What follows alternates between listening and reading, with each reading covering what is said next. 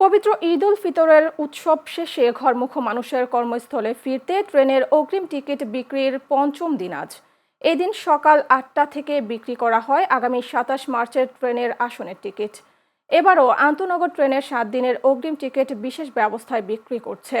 যাত্রীদের সুবিধার্থে শতভাগ টিকিট অনলাইনে বিক্রি হচ্ছে। সকাল ৮টা থেকে অনলাইনে রেলওয়ে পশ্চিমাঞ্চলের সব আন্তনগর ট্রেনের টিকিট এবং দুপুর ২টা থেকে মিলছে পূর্বাঞ্চলের সব আন্তনগর ট্রেনের অগ্রিম টিকিট।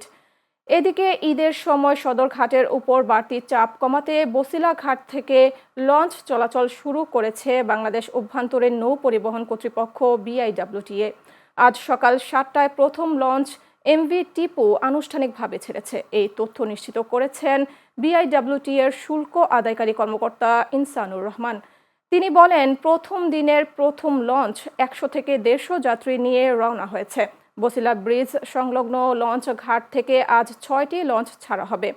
ঈদের আগের দিন পর্যন্ত এই লঞ্চ ঘাট থেকে ৬টি বিভিন্ন নৌপথে যাত্রী পরিবহন করবে।